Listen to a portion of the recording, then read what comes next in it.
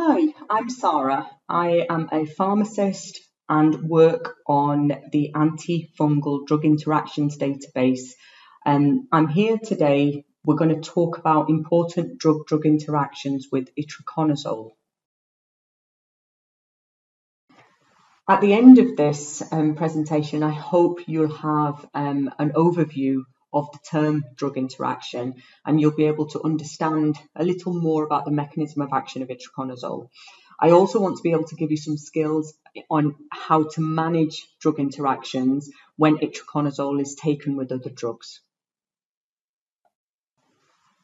We can class a drug-drug interaction as a reaction between two or more drugs. They can be prescribed or they can be non-prescription, they can be plant-based drugs. You can also get drug interactions between a drug and food, drinks, beverages, or even supplements. You do find a lot of patients buy stuff and take it themselves, not classing it as a medication, and then end up with perhaps treatment failure or drug reactions because of the interaction that happens between these. So just be mindful to ask patients about other supplements that they may buy themselves. So drug-drug interactions are one of the most commonest causes of adverse drug reactions. They can be classed into two main groups, one being pharmacokinetic and the other being pharmacodynamic. Pharmacokinetic involve things like absorption, distribution, metabolism, and excretion of the drug. Pharmacodynamic, which is what the effect the body has on that drug. They can affect, it can be to do with receptors. You can get failures at particular receptors. You can get interference with certain processes, and you can have an additive or an opposed pharmacological effect. So there's two separate components here. Now, this can lead to altered drug effectiveness. It means the drug doesn't work as well, or you can get toxicity where the levels are so high that it's affecting that particular person and their body, and actually it's too much for them. Itraconazole belongs to the azole group of synthetic compounds, so which include the imidazoles and the triazoles. They all have a similar chemical structure with a 5-membered azole ring and a complex side chain. So that's the chemistry of them. Most are fungistatic, meaning that they don't kill the fungus, just stop it in its tracks. But itraconazole may be fungicidal, so it may kill the fungus at higher concentrations. So that's why it's quite important to get the dose right. Some capsule formulations and patients can have relatively poor bioavailability. So depending on how it's taken, in which formulation, capsule, liquid, IV, and patient factors can also affect the drug concentrations in the blood. And all these are important for success of treatment. We don't want treatment failure. Improved bioavailability with newer oral formulations and IV are actually better, and they may help with recovery and protect the patients a lot more as well. So there's many factors that come into play when we're individualizing treatment for our patients. Let's talk a little bit about the basics of pharmacokinetics. Now, I know lots of people fear the word pharmacokinetics, but as a pharmacist, I can assure you it's really not as scary as a lot of people think. There's some basic elements such as absorption, metabolism, and elimination of the drugs, and these are all dependent on the physical and chemical properties of the structure, so the chemistry becomes quite important here. The concentration of a drug in any part of the body is determined by all of these processes: the absorption, the metabolism, distribution, and elimination of the drug. And now, the time course of a drug concentration in different parts of the bodies for any given dose determines the pharmacokinetic profile. So what we're looking at is all these processes affecting the drug concentration, where they actually go within the body, and this profile will affect how clinically effective that drug is. So all of these play quite an important role in ensuring that our patient is treated properly and adequately for any particular infection or ailment. Itraconazole pharmacokinetics is perhaps, it may seem a little bit complicated, but what it has are these three nitrogen atoms in its azole ring, which allow better tissue penetration, and it helps with prolonging the half-life and giving a little bit more specificity for fungal enzymes. So we don't really want to target the human enzymes, we want that specificity for the fungal enzymes. A few other complicated reactions later, what we're basically getting is that the main sterol in the fungal cell membrane is what is targeted by itraconazole. And this in turn inhibits replication and may promote the cell death if it's used in a high enough concentration. I'm going to talk a little bit about sites. I have the stomach to start with. Now, absorption from capsules has been shown to be reduced by about 20% when you take any medication reducing acid in the stomach. So things like your H2 antagonists, your PPIs. So things like cimetidine and ranitidine. I know ranitidine we're not using as much now because it's been withdrawn, but famotidine is the one that we really need to look out for because we may not be as familiar with it. Absorption of itraconazole from oral capsules has been shown to be improved after food. So if we can increase the acidity in the stomach and take it after food, then that actually improves the bioavailability, how much of the drug is available for that patient in their body. We touched on bioavailability in the last slide.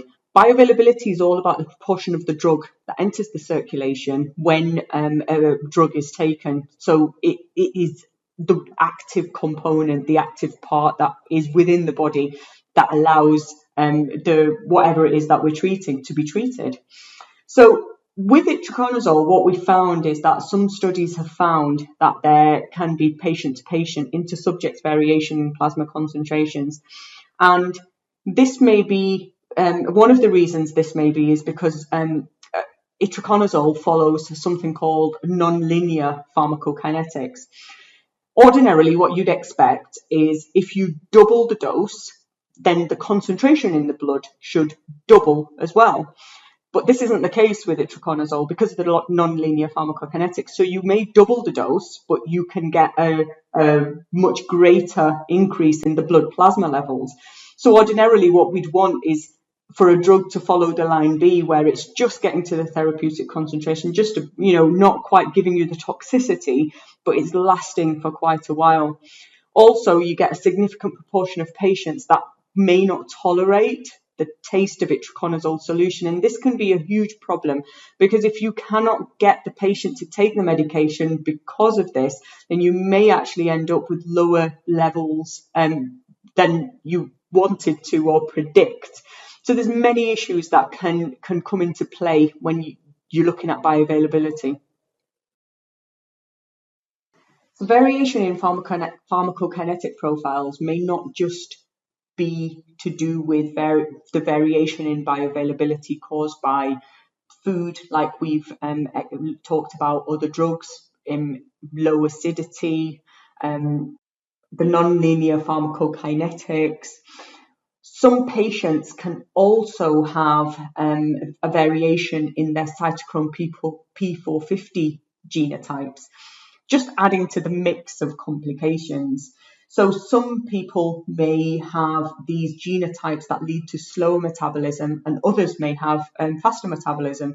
So if you have slower metabolism, you may end up with toxic levels, and if you have a fast metabolism, then your body clears the drug quicker than it actually should do or is predicted, so you may end up with lower levels. And if that wasn't enough, then let's throw in a little bit about interactions. So drug interactions, other drugs that patients may be taking, and patients don't exist in isolation. They don't just have a fungal infection. They may have other comorbidities that also need to be treated. So interactions play a really big role in ensuring that patients do get better when they are taking any drug. Capsules and liquid formulations for itraconazole do have differing bioavailabilities. Bioavailability is talking about how much of that drug is available in its active form within that patient. So you can only say that guarantee absolute bioavailability if you give the drug via the intravenous route. But the oral route, the oral solutions can achieve greater levels than the capsules. There is a newer formulation, which is called a super bioavailability, which also increases the bioavailability, but again, it's not going to be as good as the IV. You can possibly switch between IV and oral solutions depending on compliance of the patient, but considering the higher volumes of distribution, meaning high volume of distribution meaning less of the drug is willing to leave the tissue to go into the plasma and the blood, oral or IV loading dose are needed so that you reach the protective level that is required to kill the fungus or stop it in its tracks quickly enough. Giving a standard dose is just going to take too long to reach the required level. And when either formulation is used alone, then all of the studies suggest that the oral solution is more bioavailable than the capsule form, but if you use the super capsule, then that's superior to the capsule form alone. Itraconazole poses a lot of difficulties, so what we'll obviously need to do is some therapeutic drug monitoring. Now, in clinical practice, it's not clear how often the blood levels should be measured. It all depends on your patient. So as a guide, if you're caring for a patient with a high risk of systemic fungal infection, a patient where absorption or compliance are uncertain, or where their unnecessarily high levels are possible, then it is, just as a guide, weekly measurements of trough levels, so the lowest levels, is recommended, especially if the patient is seriously ill.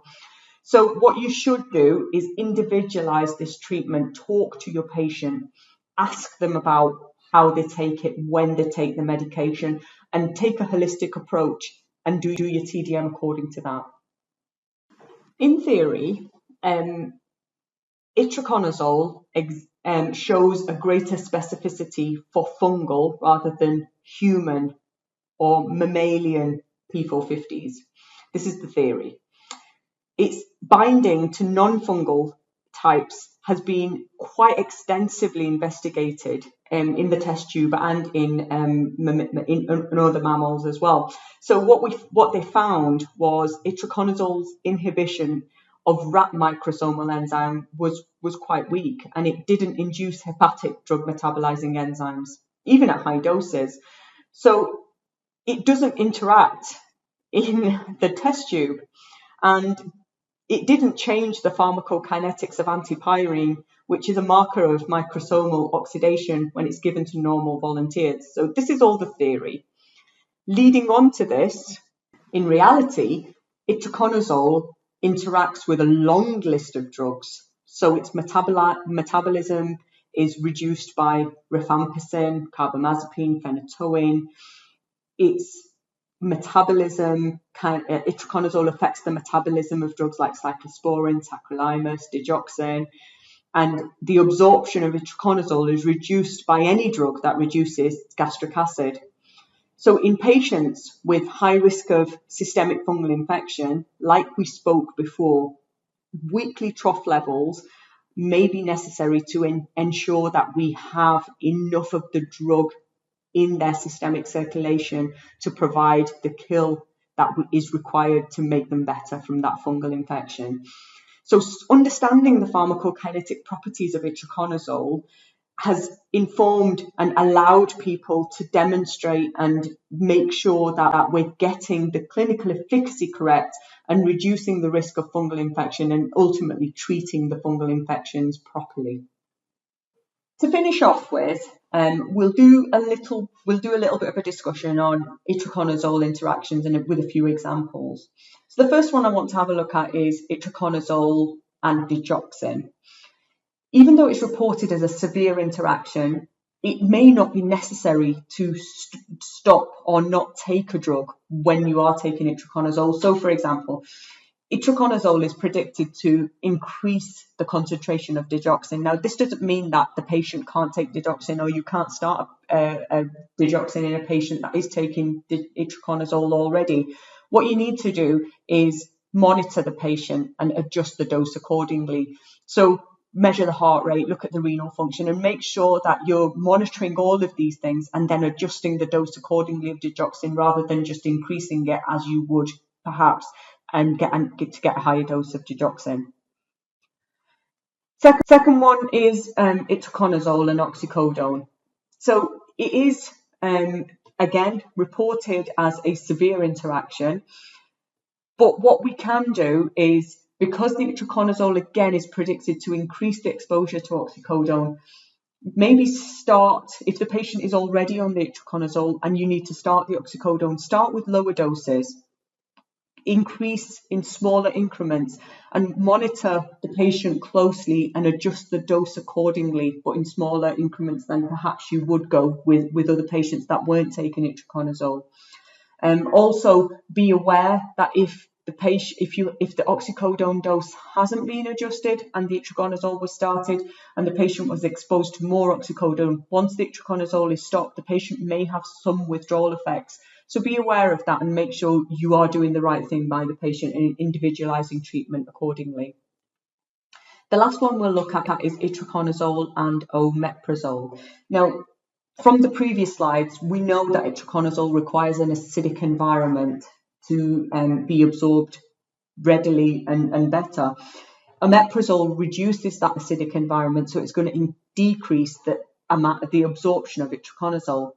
The general advice is to take itraconazole with an acidic drink, so something like orange juice is usually quite good, and perhaps just to make it a little bit more visual and bit more clear to the patient as well, maybe advise them to take the omeprazole at a different time of day than the itraconazole, and explain to them what the interaction actually is, so that they have a better understanding, and obviously we can improve the compliance that way.